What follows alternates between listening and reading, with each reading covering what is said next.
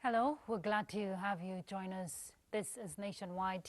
I'm Ruth Aguele. The Lagos State House of Assembly has impeached Mudashiru Obasa, the Speaker of the House, this Monday at plenary. Obasa, who has been leading the Lagos State House of Assembly since 2015, was impeached over allegations of abuse of office and gross misconduct.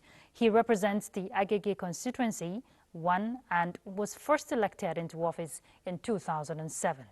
Following his impeachment, the lawmakers swore in Mojisola Miranda, Obasa's deputy, as the new speaker. All right, we're joining Ibadan now to see what Kemi has for us from her end. Hello, Kemi.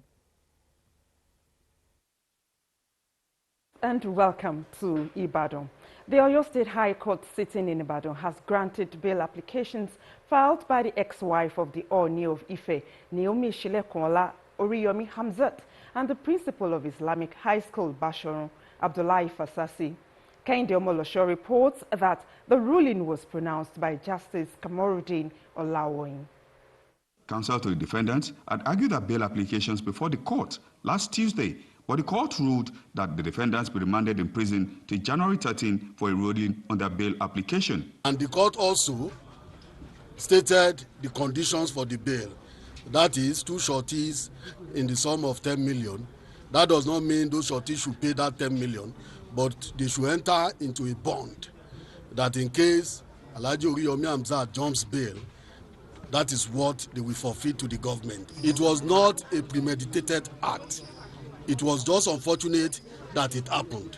And we have compassion for those who suffered one loss or the other. And we pray that may the soul of the victims rest in peace. The judge ordered the suspects to deposit their passports with the court and barred them from granting an interview. The defendants were arrested over the ill-fated Children's Festive Party in December 2024, which claimed the lives of 35 children following the stampede at the Islamic High School, Bashorun, Ibadan. Kehinde Omolosho, NTA News.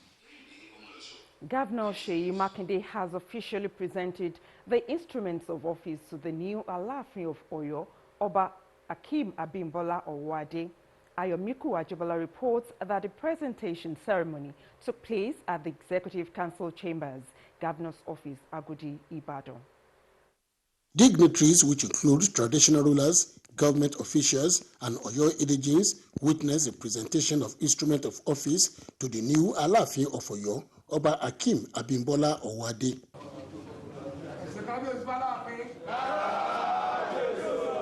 In his remarks, Governor Seyi Makinde described the new Alaafin as a leader ready to preserve the cultural and historical heritage of the Oyo Kingdom. Besides, the significance of the Alaafin's role as more than a traditional leader, but as a custodian of the kingdom's rich history and traditions. He emphasized transparency and accountability in the selection process, warning that any chief found guilty of collecting bribes during the selection process will face prosecution. Those that are still hell-bent on destabilizing our traditional institution in Oyo, the government is not letting down. We will prosecute them. Expressing his gratitude to Governor Seyi Makinde and the people of Oyo, Oba Akeem Owade pledged to prioritize the kingdom development and welfare of its people. Oba Akeem Owade, the 46th Alaafin of Oyo, who succeed the late Oba Lamidi Olayiwola Adeyemi III, who ruled Oyo Kingdom for 50 years coronations, will take place in 4 weeks' time. In Ibadan, Ayomiku Ajibola, NTA News. And that does it from Ibadan. More reports on Nationwide with Jennifer in Lagos after the break. To stay.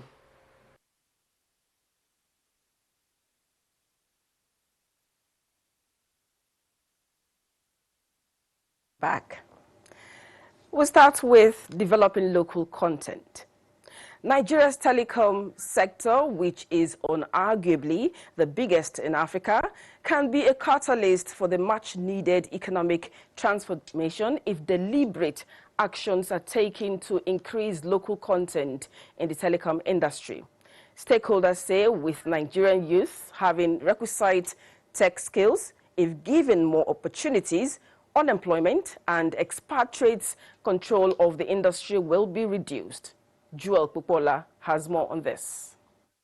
The telecom industry in Nigeria, which has been on an astronomical growth path, has been attracting foreign direct investment into the country. This has also come with tech experts from different parts of the world migrating to take advantage of opportunities in the nation's telecom industry. Although local content is gaining traction in the industry, stakeholders believe more can be done to deepen homegrown content and innovation. The involvement of Nigerians is there. The issue is the level of involvement, and of course, the level of involvement depends on your financial capacity. So I think that's where the real challenge is in terms of local content. But the issue is that, like we have in the oil and gas, there are policies that have been put in place to encourage and stimulate local participation and local investment in the oil and gas sector. And the same thing needs to be done in the telecom sector.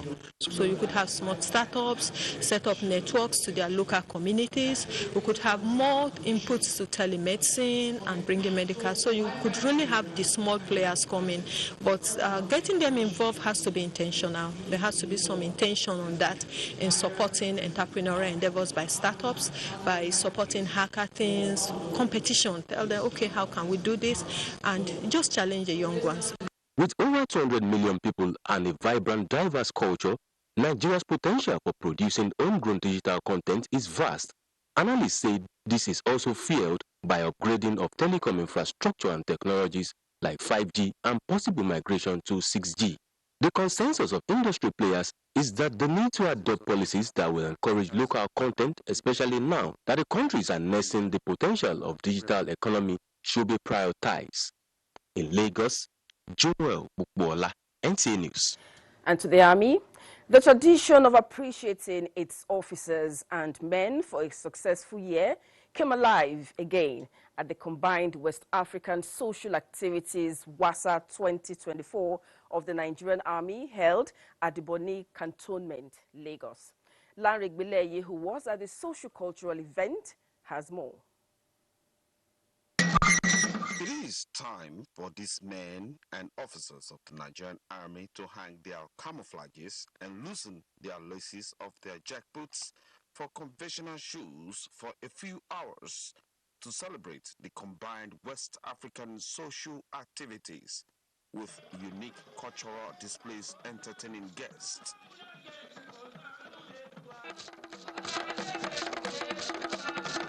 The host, Brigadier General Usman Musa, says the event is not only for officers and men to unwind, but to appreciate the melting pot of diverse culture the Nigerian Army has become, as well as improve military-civil relationship. In the present times, WASA has become a channel of expressing gratitude to God Almighty for making it possible for the organizing units to have achieved successful completion of the year's activities.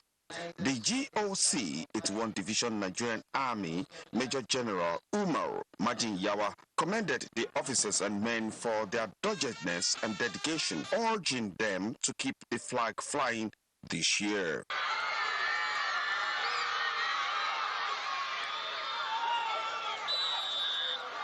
I urge the troops to sustain the good work, and the Chief of Army Staff appreciate their effort last year, and we hope this year also they will sustain the momentum so that we can be able to confront the security challenges across the country effectively. The traditional lighting of the bonfire for the Wasa was the climax of the celebration. In Lagos, Lanre Gbileye, NTA News. That's all from Lagos. Back to Ruth in Abuja for more on Nationwide. Ruth, over to you. Thank you very much, Jennifer. And we're still staying with Lagos. The prize of protecting the territorial integrity of Nigeria has been the mandate guarded jealously by the armed forces, with many paying the supreme sacrifice to sustain the indivisibility of the nation. The impact of the nation's heroes cannot be overemphasized. Joel Popola reports that Lagos residents want more recognition for the legionaries beyond the armed forces and the Remembrance Day, of course. One of the key components of nation building is selfless sacrifice, and the Nigerian Armed Forces since independence in 1960 has been doing this by being the bedrock of the unity of the nation. Apart from protecting the territorial integrity, tackling internal security challenges has been part of the integral part of their daily routine. It's a thing of joy when you look back that you have served your father's land. It's always a thing of joy that you have made a great sacrifice to serve your father's land. And our father's land is this great nation, Nigeria. For Nigerians, these sacrifices has not gone unnoticed. Their effort they are putting in to fight the insurgents and the insecurity in Nigeria is well commendable. They are really serving this nation a lot. They fight for us. They want to do them well. Government is doing some possible best to make sure they are being remembered. Virtually every year, they lay rest on their destiny, and then the entire country remember them, and at the same time giving something to the family of the fallen heroes. So I think on that aspect, I can say they are doing their best. The consensus is for relevant authorities to do more for the war veterans so as to encourage more Nigerians to contribute to nation building. In Lagos, Joel Bukbola, NTA News. Gallant troops there. Let's join Adeola. She's on the streets of Lagos. Adeola, tell us how ready Lagos is. Just 2 days away before the Armed Forces Remembrance Day. What do you have for us? Hello Ruth, thank you for joining me in Lagos. I am right now at the Memorial Arcade at the Tafawa Balewa Square, Lagos, and just around me we have the members of the armed forces having their rehearsals ahead of Wednesday's big day, which is January 15, the Armed Forces and Remembrance Day celebration. The Memorial Arcade is wearing a new look, and just to my far left, you see the cenotaph there.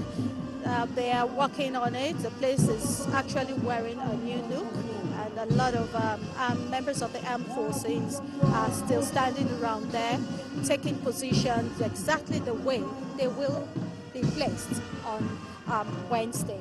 Well, we all know that this particular day is to honor members of the Nigerian Armed Forces who lost their lives during the World War I, World War II, and of course the Nigerian Civil War, as well as other peacekeeping missions around the globe.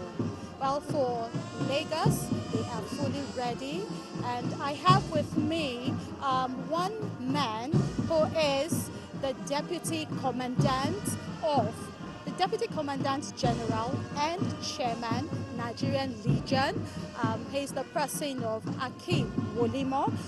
He will be talking to us about the significance of this particular day and why the emphasis actually, Ruth, is on the Legion. Thank you for joining us on Nationwide. So what exactly is the significance of this day to the younger Nigerians who do not know what this day is all about? Well, this is a celebration of the fallen heroes, that's and military veterans, those that have given in the best, that have paid the supreme price in order for them, in order to sustain the national integrity. And for those that have participated one way or the other during the course of that endeavors, that is military, operation, either within or outside, that kind of ensure the unity and sustenance of Nigeria till now. And to celebrate the armed forces in general, that's those that are still serving in the military now. That's a celebration of the Nigerian armed forces and the remembrance of and remembrance. Okay, now we know that government is doing a lot for the armed forces. What do you think Nigerians should do, in appreciating what, members of the armed forces, those still living, the veterans and the fallen heroes? What do you think they should do in appreciating the sacrifices this, men they did for Nigeria? Well, There are so many ways we can support the military veterans, especially, the military veterans, but specifically the military veterans can be supported through the Nigerian Legion, because Nigerian Legion is the only enacted organization established to foster comradeship among their servicemen and to take care of the welfare of the military veterans and the families of fallen heroes. So by supporting the Nigerian Legion one way or the other, definitely it will go a long way at ensuring that the welfare of the military veterans are taken care of, and those of the veterans families, especially the ones that Okay. the deceased Thank ones. you very much. Yes. Thank you very much. We will continue to do our best to support what the armed forces are doing for Nigeria, and don't forget to, join all the members of the armed forces January 15 when it's time to really honor them. So Ruth, this is what's happening in Lagos. For tomorrow they'll be having the complete dress rehearsal ahead of Wednesday. It's back to you, Ruth. Thank you so much, Adeola. I'll start by showing my respect with a salute to our brave armed forces there. Thank you so much for that update. And let's turn to other issues. The federal government is taking decisive steps to have a digitally skilled workforce by 2030. An estimated 35 to 40% rather of duties will require digital skills. That will be by 2030. To meet up, the government, through the National Information Technology Development Agency, NITDA, has launched the Digital Literacy for All program to train civil servants on skills needed to deliver efficient and tech-driven services to citizens.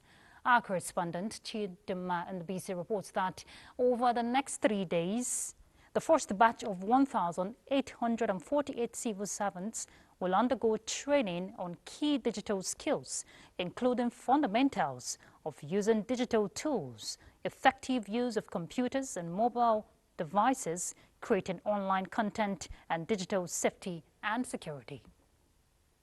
Enroll on this platform in partnership with Cisco. Anybody that participates in this program will earn a certificate that is globally recognized. And this will empower all our public servants to be digitally literate.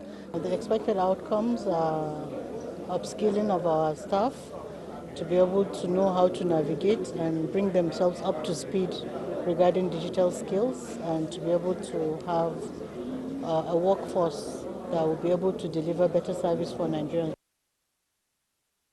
The target is to train 8,000 civil servants per month, aiming to reach more than 5 million formal workers across both public and private sectors by 2027. This initiative also aligns with the broader goal of achieving 70% digital literacy across Nigeria's population by the same year. To make education in Nigeria more practical and less theoretical, the federal government will soon realign policies to address these needs. These formed part of the deliberations at a meeting convened by the Ministry of Education with rectors of polytechnics and provosts of colleges of education. Zenrit Demun reports. Highlighting the need to intensify efforts towards the digitization of education sector, the Minister of Education emphasizes that the current narrative must be changed. Priorities, he states, must be properly aligned to ensure Nigeria keeps pace with global educational trends. The minister urges tertiary institutions to diversify their revenue sources and sensitize students on how to access students' loans and other available opportunities. Participate actively, as your contributions will be instrumental in shaping the policies that govern the education system, which directly impact the lives of countless students across the nation. We now need to align the courses we teach in a federal polytechnics and a federal college of education with what we need in the country. You need to align your educational programs with Nigerian National Development Plan, ensuring graduates are equipped to contribute to economic development in a sustainable manner. inadequate funding, dichotomy between university and polytechnic graduates, the implementation of dual mandate, inadequate hostel and classroom facilities, the sharing formula for TED fund interventions, staffing and training challenges. These were tabled for the minister's consideration to improve the efficiency and effectiveness of the system. Consequently, cases of theft and unkempt college environment, are becoming rampant, since many of the unpaid casual personnel lack motivation to perform their duties on a salary of 10,000 naira. We strongly advocate for the establishment of a National Polytechnic Commission to serve as a dedicated regulatory and supervisory body for the polytechnic education. Meanwhile, Chairman of the National Sports Commission provides insights into efforts to revamp sports programs in tertiary institutions, emphasizing the importance of integrating sports into the educational framework. In Abuja, Zenred Dingmoon, NTA News. The Minister of Women Affairs, Iman Suleiman Ibrahim, is partnering the National Gas Expansion Program to key Nigerian women in the hinterlands into using liquefied petroleum gas as a clean and healthy source of energy. The minister made this decision during a meeting with Chairman of the Presidential Committee on LPG, Professor Mohammed Ibrahim. Ngozi Technical reports. Well over 67% of households in Nigeria are said to depend on biogas, such as firewood and charcoal for cooking, resulting to several hazards on human health and the environment, as women and children are most affected. The chairman of the National Liquefied Petroleum Gas explained that the committee is bringing up innovative strategies to ensure availability of clean cooking gas, in addition to educating Nigerians, especially women in rural communities, on why liquefied petroleum gas is the best cooking fuel. Every woman, wherever she's found on the face of the earth, that uses charcoal, what she is using is what you call carcinogenic. What that means is that every time she uses charcoal, some forms of carbon deposit gets into her lungs. From the lungs, it gets straight into the blood. I think this is a call to action.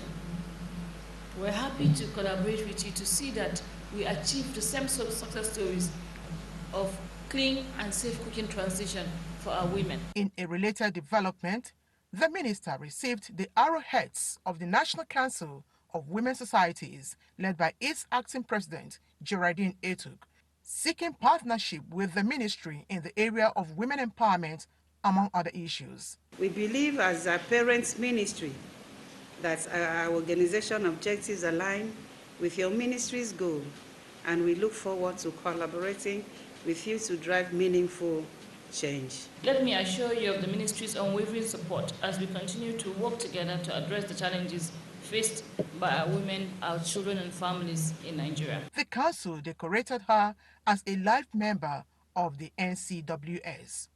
On assumption of duty, Dr. Miriam Kenshiro, the newly deployed permanent secretary to the ministry, joined the minister in the day's engagements. Ngozi Technical, NTA News. Maiduguri will be our next stop, and Ladidi is set to guide us. And welcome to Maiduguri. Benue State Executive Council has approved renaming of the Benue State University after the first indigenous Governor General of Northern Nigeria, Sir Kashim Ibrahim. This was one of the 10 resolutions reached during the Council's 2025 maiden meeting, chaired by Governor Babagana Marazilim. Mohamed Goni reports.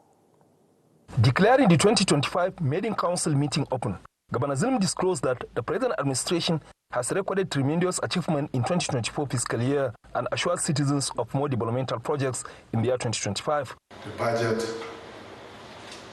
size of 650 billion, 857 million, 950,000 naira has just been assented by Mohammed Sir. And I want to assure the people of Borno State that we shall do justice to the matter. Other resolutions reached during the State Executive Council meeting, according to the Commissioner for Information and Internal Security, supported by his counterparts from Education, Works and Health, include consideration of 42 memos, approval for street naming and house numbering in the state capital, as well as other parts of the state. Those names, when published, shall be reflected in Google Map, in the public directories, and also in the public record. Another resolution of the council, he added, is the dualization of the road leading to Muhammad Buhari International Airport Maiduguri as part of the state government's contribution for the immediate commencement of international flights, stating that the state government had earlier contributed firefighting trucks, building at the terminals, and the provision of Hilux vehicles, among others. Other decisions of the council include the construction and upgrading of schools and educational infrastructure within the state capital and other parts of the state, including the construction of a Sangaya school at Gamborungala and completion of higher Islamic colleges. Additionally, the meeting approved installation of digital infrastructure at Musa Usman Secretariat to ensure instant connection to Government House, known as e-cabinet, to reduce wastage of time and resources in terms of physical attendance at meeting. In Maiduguri, Mohamed Goni, NTA News. With child malnutrition remaining a critical issue in conflict-affected state of Borno, Farm Alert has launched an intervention program to support vulnerable children aged 0 to 10 in Maiduguri and Jere Local Council. As part of the initiative, the organization distributed protein-rich eggs to children in selected schools to address the alarming nutritional deficiencies threatening their development. Omar Jibarima reports. This life-saving initiative, led by Farm Alert organization, aims to fight future malnutrition, as well putting smiles on the faces of countless malnourished children and their families. The organization's dedication to this cause is unwavering, as they remain committed to making a difference every single day in the lives of the vulnerable people. The Community Engagement Manager, Farm Alert organization, reaffirmed their commitment, determined to combating malnutrition day in, day out, within and beyond the state, commending the support of the Deputy Governor, Umar Usman Karfur. This year, we are embarking on ambitious goals of crowdsourcing 100 million eggs to feed children. And our vision is family that we believe that something as simple as an egg, yet powerful, can immerse a power of a vital role to every child's life. So I want to sincerely appreciate the efforts of our state governor, Professor Babagana Umar Zulu. We are confident that this impactful project aligns with his vision for the state, and that his support will be instrumental in ensuring its sustainability, particularly in feeding vulnerable children in Borno State. The beneficiaries could not hide their joy and relief for receiving the vital support with heartfelt smiles, speaking volumes about the significance of the initiative. Thank you for bringing the eggs, Farm Alert. Thank you, Farm Alert, for bringing eggs to our school. School principals from the participating schools praised the efforts of Farm Alert organization, describing it as a trailblazer in the fight against child malnutrition, as well calling on other organizations to emulate such impactful gesture. Indeed, Farm Alert is championing a powerful message by emphasizing the importance of collective efforts in saving children's lives. In Maiduguri, Omar Jimbarima, NTA News. Those are the trending stories from the Home of Peace. Nationwide continues in Sokoto. After this time out, do stay with us. Join us in Sokoto. Beginning with security matters, in line with its critical role in counter-terrorism and combating activities of terrorist groups in the Northwest, communities have been urged to desist from relating with terrorism groups and report their activities to authorities to enable security forces restore peace in the region. The warning is part of the border effort by the Nigeria Security and Civil Defense Corps towards dismantling grip of insurgency in the country. Delata Abdullahi has details. The core mandate of the NSCDC is disaster management and protection of national assets. Similarly, through its community policing drive, it engages local communities to build trust and gather information on potential terrorist activities to support military operations. In the wake of lingering insecurity in northwest Nigeria, the state commandant of the NSCDC Sokoto State has warned on the dangers posed by bandits, kidnappers, and other terrorist organizations to national peace and security. He expresses concern on how the enemies of the state gained trust of the locals through deceit and later turned their nefarious activities against them. Please avail security agencies with useful information that will lead to the dislodgement of this criminal element in the state. They should please desist from supporting them or covering for them, as we are not going to leave any stone unturned. We will ensure that we crush every identified camp and clear them from the state. The commandant underscores the need for vigilance and the cooperation of communities to the governments and security forces to counter the growing threat of these terrorist groups causing mayhem across the region for sustainable growth and development of Nigeria. In Sokoto, Dalhatu Abdullahi, NTA News. In an effort to curb the menace of drug abuse in Sokoto State, the National Drug Law Enforcement Agency has arrested 197 persons in connection with drug-related crimes and substance abuse in various raids carried out across the state. Abdullahi Umar Ilalu has the situation report. The National Drugs Law Enforcement Agency, NDLEA Sokoto State Command, has made significant strides in combating drug trafficking and abuse. According to Commander Adamu Iro Muhammad, the agency has seized substantial quantities of illicit substances, including 864.816 kilograms of cannabis, 158.756 kilograms of psychotropic substances such as diazepam, and 28.790 kilograms of codeine. During raids on notorious black spots in Raymond Village and border towns of Ilela, Gada, and other local government areas, where 197 individuals were arrested with 18 convictions and 30 cases pending trial. In addition to enforcement efforts, the NDLEA has rehabilitated and counseled 2,000 individuals comprising males and females. However, the commander lamented that lack of community support remains a significant challenge to their operations. He urged the community to provide vital information on drug traffickers to help make Sokoto a drug-free society. Because of the proximity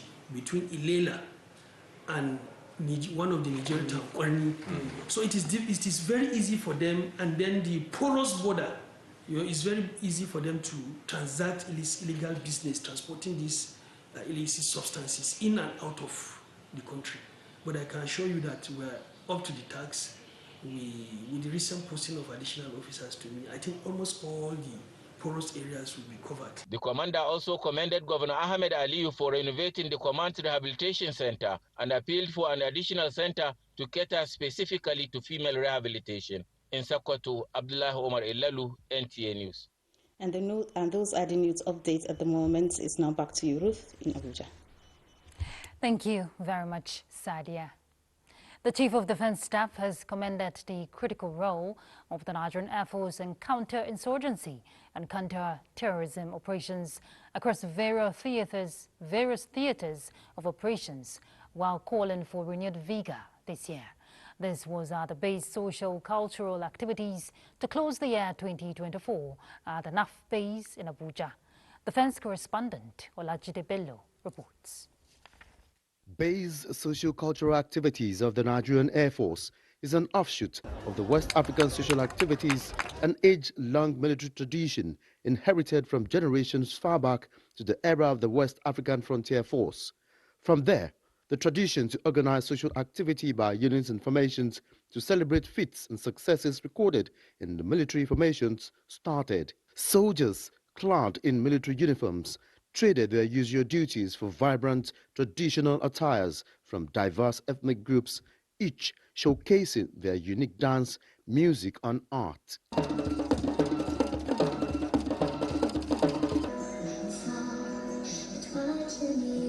The military leadership emphasized that while they came from different tribes and distinct cultures, they were united by their common duty to protect and serve. As we continue to face and overcome the challenges ahead, let us draw strength from our shared values and collective resolve. Together, we will build a safer, stronger, and more prosperous Nigeria. In that brief moment, it was clear that diversity was their strength, and through these cultural exchanges, the unity of the armed forces was stronger than ever. As we confront security challenges, including insurgency and criminality, we draw inspiration from the warrior ethos of our ancestors who defended their lands with courage and resilience. As the sun set, the traditional beating of retreats was observed by the Chief of Defense Staff, General Christopher Musa, and lowering of flag, signifying the end of the Nigerian Air Force Base socio-cultural activities on Olajide Bello, NTA News. Concerned about the reported incidents of civilian casualties in the recent Nigerian Air Force airstrikes in Zamfara State, the Chief of the Air Staff, Air Marshal Hassan Abubakar, has dispatched a fact-finding team to Zamfara to fully investigate the incident and provide a detailed report for further action. A statement by the Director of Public Relations and Information, Air Vice Marshal Olushola Akimboyewa, indicates that the team, led by Air Vice Marshal Edward Gapquet, Director of Coordination and Cooperation in the Civil Military Relations Branch of the NAF Headquarters, will liaise and interface with state and local government officials, as well as all other critical stakeholders, for a holistic assessment of the situation with a view to driving the appropriate response. The Chief of the Air Staff wishes to reiterate NAF's commitment to the highest level of professionalism and transparency in the conduct of operations in line with appropriate global standards, as the need to maintain public trust is germane to its operational effectiveness. The Assistant Inspector General of Police in charge of Zone 16 Command of Nigeria Police, Yenagoa, AIG Adebola Hamzat, has charged police officers to be professional in maintaining law and order within Rivers and Bayelsa states to sustain the crime-free status of the zone. AIG Hamzat gave the charge while decorating 11 newly promoted officers to their new ranks. Aya Preze reports. Regular promotion is one way to motivate personnel in any work environment, including the security sector. This, no doubt, promotes the culture of productivity, as it takes a well-motivated personnel to give their level best to ensure impacts and efficiency in the system. The decoration of 9 personnel of Zone 16 Nigeria Police Force Headquarters in Yenagoa with their new ranks is in line with the foregone, and the impact of the development on them is quite visible. Assistant Inspector General of Police in charge of Zone 16 Yenagoa, AIG Adebola Hamzat, who decorated the newly promoted officers with their new ranks, expresses delight over their promotion and urges them to demonstrate more dedication, hard work, sense of duty, and professionalism, warning that he will not hesitate to wield the rod of correction on any erring officer. Higher promotion is higher responsibility. The more you are promoted, the more you work. So they should show a lot of commitment to the job. They should show exemplary performance in the job so that their juniors or subordinates can actually take after them. They must lead by example. I know that with this, we are expecting more promotion and more God's favor. CSP Jeremiah Mowan, who gives the vote of thanks on behalf of the visibly elated newly promoted officers, appreciate the police leadership over the elevation and pledges continued commitment to the force. I always say that the number of hours that my superior can use me in a day is 24 hours. So I have decided to give the police my best for the growth of the job. Like AIG said, zero compromise. So we stick on that and we make sure everything is okay. In Yenagoa, Aya, Prezi, NG News. Following the recent emergence of a new COVID-19 variant in China amidst international concerns over the spread of the deadly virus, the National Emergency Management Agency has convened a strategic stakeholders meeting to discuss preparedness, response plans, and proactive measures to take within the country. Director General of the agency, Zubaida Umar, said all hands must be on deck to proactively curtail the spread in the country. Ilyasu Ali Yakubu will tell us more. The new variant of COVID-19, SARS-CoV-2 Omicron, has continued to spread globally, thereby bringing about global health emergency. The SARS-CoV-2 Omicron strain was first reported in May 2024. It has been detected in 43 countries across Europe, Asia, and North America.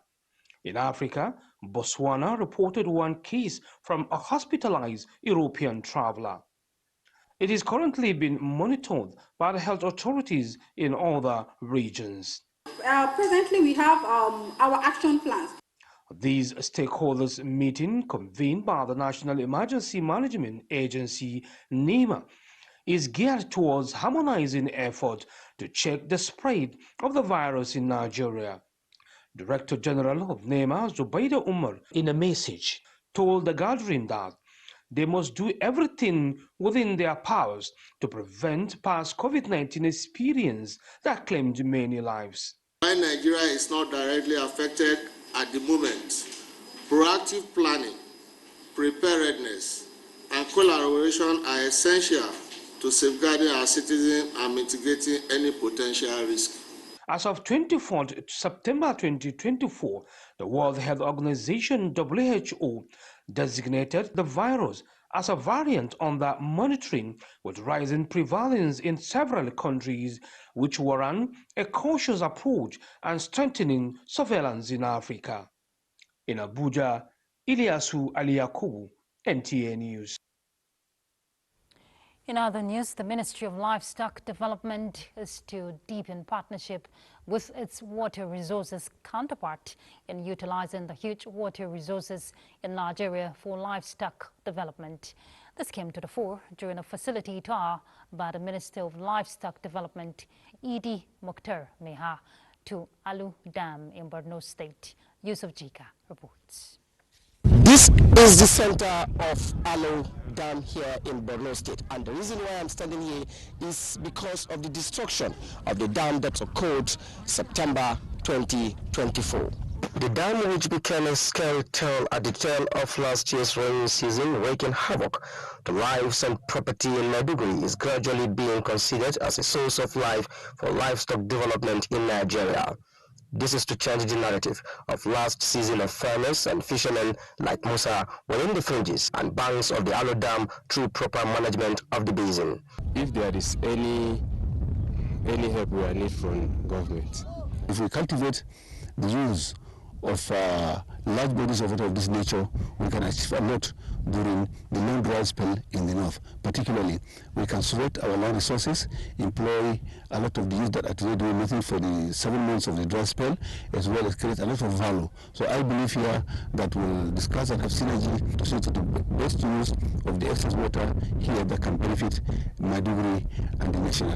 The minister and his entourage were hosted to a dinner by the governor of Borno State, Professor Babagana Umarazulum, who appreciated the tour and promised to support the ministry in achieving its mandate. In Maiduguri, Yusuf Jita, NTA News. Safety, privacy and comfortability, housing structures are expected to meet certain standards.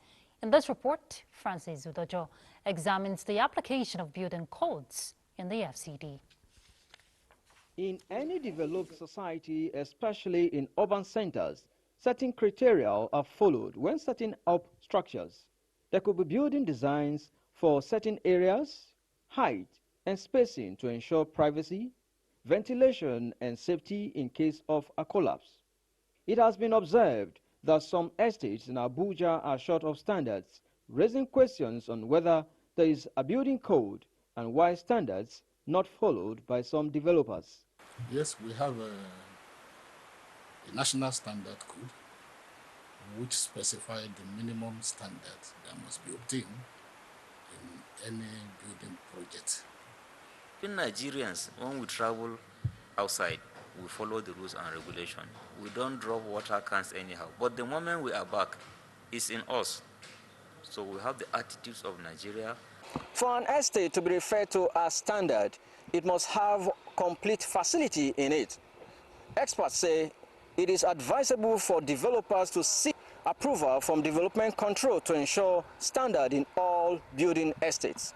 In Abuja, Francis Udojo, NTA News. And talking sports, NFF has unveiled the new Super Eagles coach. Suleiman Musa will tell us more. Born in 1977 in Abidjan, Cote d'Ivoire, to a French father and a Malian mother, 47-year-old Eric Sekuchele has officially been announced by the Nigerian Football Federation (NFF) as the new head coach following the dismissal of former Super Eagles player Finidi George last year. As the 37th head coach of the Super Eagles, Chelle has signed a 2-year contract aimed at revitalizing the senior national men's football team, the Super Eagles, with the immediate goal of qualifying Nigeria for the 2026 FIFA World Cup, which will be jointly hosted by the United States of America, Canada, and Mexico. The new head coach acknowledged the challenges ahead and expressed his readiness to lead the Super Eagles to success both in Africa and on a global stage. Chairman of the National Sports Commission, Shehu Diko, along with the NFF President Ibrahim Gusso, commended Chelle's attacking style of play and pledged their support for his success. Chelle's tenure begins immediately with a focus on the 2026 FIFA World Cup qualifiers, which will include critical matches against Rwanda away and Zimbabwe at home in March. In Abuja, Suleiman Musa, NTA News. And that concludes Nationwide. Thank you for your time. Do have a beautiful evening. I'm Ruth Aguilera.